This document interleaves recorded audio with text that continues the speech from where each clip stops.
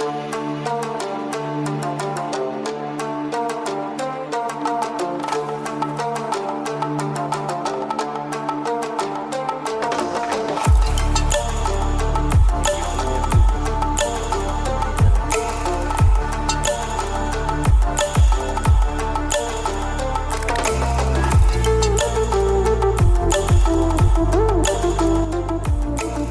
Hello guys, अस्सलाम वालेकुम। This is me Ishan Chaudhary and welcome back to our YouTube channel the pet pack. आज हम मौजूद हैं नवीद मुगल भाई जो कि लाहौर से बिलोंग करते हैं, उनके लॉफ्ट पे हम मौजूद हैं। मेरे साथ दानिश भाई भी मौजूद हैं। तो आज हम नवीद भाई का लॉफ्ट भी विज़िट करेंगे और उनसे कुछ जो है वो क्वेश्चंस भी करेंगे, और क्वेश्चन आंसर्स का जो सेक्शन है वो दानिश भाई संभाल लेंगे। तो हम शिफ्ट करते हैं दानिश भाई की तरफ ताकि वो क्वेश्चन आंसर्स करें और फिर हम नवीद भाई का लॉफ्ट विज़िट करें। जी अस्सलाम वालेकुम नवीद भाई। नवीद भाई कैसे हैं आप? वालेकुम अस्सलाम, अल्लाह का शुक्र। दानिश भाई आप सुनाइए। बिल्कुल ठीक। पहले तो सर खुशामदीद द पेट पैक पे, और व्यूवर्स को बताता चलूँ कि नवीद भाई फैंसी पिजन्स में बड़े अच्छे ब्रीडर हैं और फ्रिल बैक में इन्होंने बहुत काम किया, बड़ी वर्किंग की। मेडिसिन्स पे इनकी बड़ी अच्छी ग्रिप है। उसके बाद इनकी जो लॉफ्ट है वो बड़ी अच्छी बनी हुई है, वेंटिलेशन बड़ी ज़बरदस्त है इसमें, और यही चंद चीज़ें होती हैं जो कि लॉफ्ट को बाकियों से मुमताज़ करती हैं। तो नवीद भाई से हम आगे तारुफ़ करते हैं। नवीद भाई अपने बारे में बताएं कि आप पिजन्स के अलावा क्या करते हैं। जी दानिश भाई, सबसे पहले तो आपको बहुत बहुत कंग्रेचुलेशंस कि आपने बड़ा अच्छा एक इनिशिएटिव लिया, एक ऐसा प्लेटफॉर्म बनाया कि लोगों को बहुत सारी इन्फॉर्मेशन मिल सकेगी यहाँ से। एक्चुअली मैं मार्केटिंग मैनेजर हूँ माशाल्लाह, एक इंजीनियरिंग कंपनी में। पाकिस्तान लेवल पे मैं देख रहा हूँ, मेरे नीचे टीम भी है जो बाकी काम कर रही है। तो ये मेरा शौक है, साथ में छोटा सा फारिग टाइम में यहाँ बैठ के डिप्रेशन भी रिलीज़ हो जाता है। बिल्कुल सही। अच्छा, नवीद भाई ने ये बड़ी इंटरेस्टिंग बात की है कि ये जो आज का दौर है इसमें हर तरफ स्ट्रेस है, एंजाइटी है, डिप्रेशन है। तो अब किसी भी तरह की हॉबी रखने से वो स्ट्रेस रिलीज़ होता है। तो नवीद भाई आपने बड़ी अच्छी बात की। तो नवीद भाई सबसे पहले आप ये बताएं कि अगर किसी भी नए फैंसियर ने शौक़ शुरू करना हो तो उसका सबसे पहला ज़रूरी जो प्री रिक्विजिट है वो लॉफ्ट है और उसकी बर्ड की कीपिंग है। तो आप लॉफ्ट और बर्ड्स की कीपिंग से मुतल्लिक क्या कहेंगे? जी दानिश भाई, सबसे पहले तो मैं हमेशा से दोस्तों से यही कहता हूँ कि जब भी आपने बर्ड्स रखने हैं, कोई भी एनिमल आपने उसकी ब्रीड करानी है या शौक के लिए भी रखना है, तो उसके लिए आपके अंदर उसके साथ मोहब्बत प्यार होना चाहिए नेचर में। अगर वो नहीं है तो फिर आप नहीं कर पाएंगे। बिल्कुल ठीक। कुछ लोग इसे सिर्फ लेते हैं, जी ये बड़ा अच्छा बिजनेस है, इसे हम बिजनेस कर लेंगे। अनलेस आपके अंदर उसके साथ मोहब्बत नहीं है, उसको समझने की आपके अंदर नहीं है, नेचर नहीं है, तो आप नहीं कर पाएंगे। बिल्कुल ठीक। तो इस हवाले से जो नया शौकीन है दानिश भाई, उसमें केजेस का सवाल अक्सर आता है मेरे पास कि हम वुडन केज कर लें क्योंकि वो सस्ते पड़ते हैं, लेकिन मैं हाईली रिकमेंड करूँगा कि आप आयरन केज पे जाएँ। रीज़न बिहाइंड वुडन केज में सफाई ना होने की वजह से ड्रॉपिंग भी वहीं पे होती है, वहीं पे दाना गिरता है और वही दोबारा बैक्टीरिया कॉलोनी में से उठा के वो खा लेते हैं, वहाँ से इकोलाई और साल्मोनेला नहीं जाता। बिल्कुल सही कह। तो इस हवाले से आयरन केज में जाएंगे तो आपको पता है यहाँ जितना मर्जी गंद पड़ा हुआ है वो सारा ट्रे में चला जाता है, तो वो एक कांटेक्ट नहीं हो पाता परिंदे का। बिल्कुल ठीक, यानी स्पॉट वेल्डिंग के केस यूज़ किए। बिल्कुल ठीक। और लॉफ्ट से मुतालिक आप? जी सेकेंडली लॉफ्ट सर जब भी बनाई जाए तो दो चीज़ें मद्देनज़र रखनी चाहिए। एक तो ये बहुत एरी होनी चाहिए, दूसरा मतलब वेंटिलेशन बहुत अच्छी होनी चाहिए। बिल्कुल ठीक। दूसरा इसमें आपने इस तरह डिज़ाइन करना है कि सुबह जब सूरज निकले तो कम से कम 2 घंटे धूप हर कोने में जानी चाहिए, और जब गरूब आफ्ताब का टाइम हो तब भी धूप आनी चाहिए ताकि विटामिन डी भी मिलती रहे परिंदों को। और सेकेंडली ये नेचुरल क्योर है, एक वैक्सीन है, एक तरह की समझ डिसइंफेक्टेंट है कि ये बर्ड्स के डॉग्स में जितने भी डिजीज़ हैं उसको ये नेचुरली किल कर देती है। बिल्कुल ठीक। नवीद भाई बर्ड्स के नए लोगों के लिए स्टार्ट के मतलब क्या कहेंगे? बर्ड्स कैसे परचेज करने चाहिए? दानिश भाई, सबसे पहले तो इनकी कीपिंग सीखनी पड़ेगी। उसके लिए आपने बड़ा अच्छा इनिशिएटिव लिया है लोगों को सिखाने के लिए, क्योंकि बर्ड आप चाहे लाख रुपए का भी ले जाएं चाहे 10 रुपए का भी ले जाएं, वो जिंदा चीज़ है। बिल्कुल। डिजीज़ दोनों पे एक जैसी आएंगी। बिल्कुल। तो मेरी रिकमेंडेशन दोस्तों से यही होती है, स्पेशली नए शौकीन से, कि वो नॉर्मल ब्रीड से जो सस्ती है कंपैरेटिवली, बहुत टॉप की ब्रीड से, उसमें क्वालिटी की बात नहीं कर रहा मैं, उसके कीमत की बात कर रहा हूँ। जैसे अगर आप फ्रिल में जाते हैं तो वो अगर कॉस्टली है तो मदीना से शुरू कर लें। बिल्कुल सही। इस तरह ताकि आपका एक एक्सपीरियंस हो, कम से कम 2-4 माह 6 माह कम से कम आप उनको चलाएं उनको देखें, उनकी डिजीज़ को फेस करें, फिर उसके बाद आगे स्टेप लें। बिल्कुल सही, बिल्कुल सही। अच्छा, अब आप बर्ड ले आए, आप उसके बाद आपने उसकी जो कीपिंग करनी है वो उसके मतलब किस तरह से करनी है, उसको आपने फीड कैसे देना है, आपको उसको विटामिन कैसे देने हैं, आपको मोल्टिंग सीज़न में और ब्रीडिंग सीज़न में क्या क्या चीज़ें देनी है। तो हम चाहते हैं, क्योंकि आप एक एक्सपीरियंस ब्रीडर हैं, तो व्यूवर्स को ज़्यादा से ज़्यादा मालूमात फराहम हो सके, तो आप इसके मतलब ज़रा डिटेल में बताएं। दानिश भाई, जैसे ही कोई दोस्त बर्ड लेके जाए तो आप भी बताते हैं, मैं भी बताता हूँ, और नए दोस्तों से भी मैं यही कहूँगा कि अगर कोई नहीं भी बता रहा, उसे सबसे पहले 14 दिन कम से कम क्वारंटाइन करें। क्योंकि किसी का बर्ड किसी की लॉफ्ट में तो इम्यून हो सकता है, पर आपके बर्ड उस तरह इम्यून नहीं है। वो कोई भी डिजीज़ कैरी करेगा तो वो आपको नुकसान हो सकता है, आपके एग्जिस्टिंग बर्ड्स को। बिल्कुल 14 दिन तो क्वारंटाइन करें। उस क्वारंटाइन के दौरान मैं अभी मेडिसिन की तरफ नहीं जाऊँगा। जो इनिशियल विटामिन जो देने हैं, जो आपने थ्रू आउट द ईयर देने ही देने हैं, उसमें मल्टी विटामिन है, कैल्शियम है, ये 2 चीज़ें तो लाजमी देनी है। बिल्कुल। तीसरा, वाटर पीएच कम करने के लिए कोई भी एसिडिक चीज़ ज़रूर इस्तेमाल कराएं वीक में 2 से 3 दफ़ा।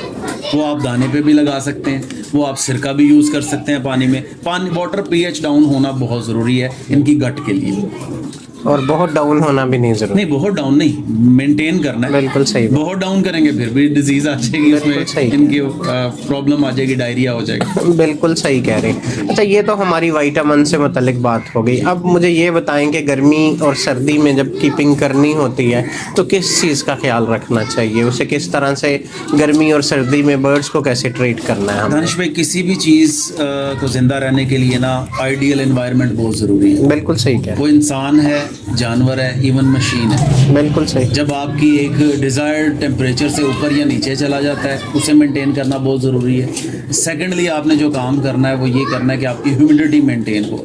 ये 2 चीज़ों से मिलके ही वेदर बनता है आपका। बिल्कुल सही। तो इन दोनों चीज़ों को मेंटेन करने के लिए सर्दी में आपका टेम्परेचर 20, वैसे तो आइडियल 26-28 है, 26। लेकिन हम ओपन चूँकि हमारी लॉफ्ट्स होती हैं, हम कर्टन से कवर करते हैं, तो हम 20 प्लस पे रहेंगे तो हमारे बर्ड ठीक रहेंगे। बिल्कुल ठीक है।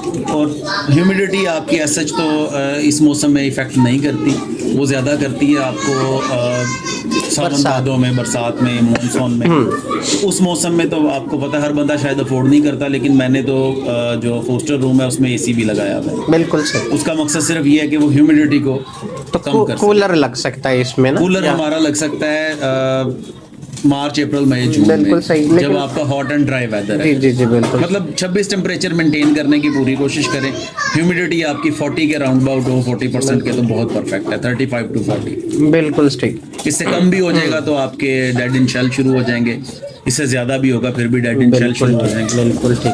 अच्छा नवीद भाई, आपने विटामिन का बता दिया, एडिक का बता दिया, कैल्शियम का बता दिया। अब मुझे ये बताएं कि इसमें कॉमन डिजीज़ेस कौन सी हैं जिनकी हमें क्योर करनी पड़ती है, और वैक्सीन किस तरह से करनी चाहिए और कौन सी करनी चाहिए?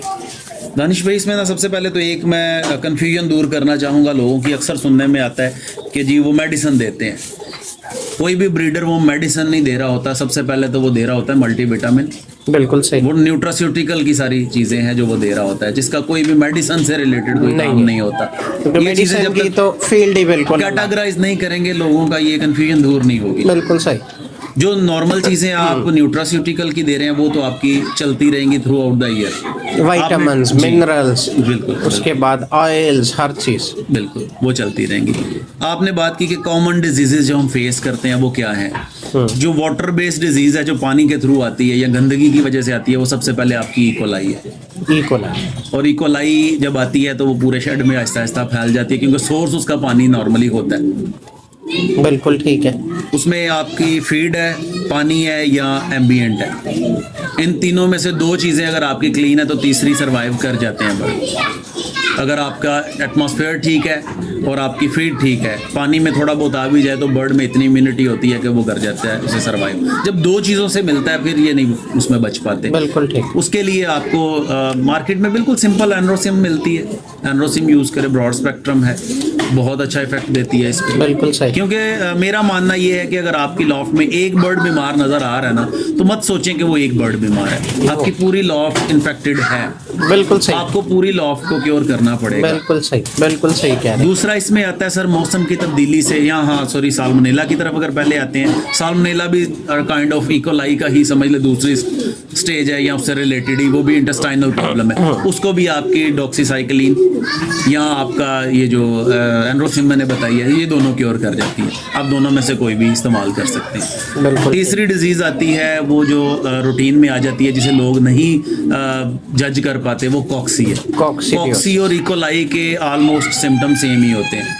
ड्रॉपिंग से पता चलता है। मैं इस तरह नहीं कहूंगा कि नेकेड आई से आप देखें, आप उसका टेस्ट करवाएं। बिल्कुल सही। आप ड्रॉपिंग का टेस्ट करवाएं, लैब में ले जाएं। लाहौर में तो बड़ी इजीली लैब्स अवेलेबल हैं, तो आपको 2 मिनट में बता देंगे कि इसमें इकोलाई कॉक्सीडायोसिस की प्रॉब्लम है या नहीं है। अब उसके लिए आपको साइमोकॉक्स अवेलेबल है। बिल्कुल सही।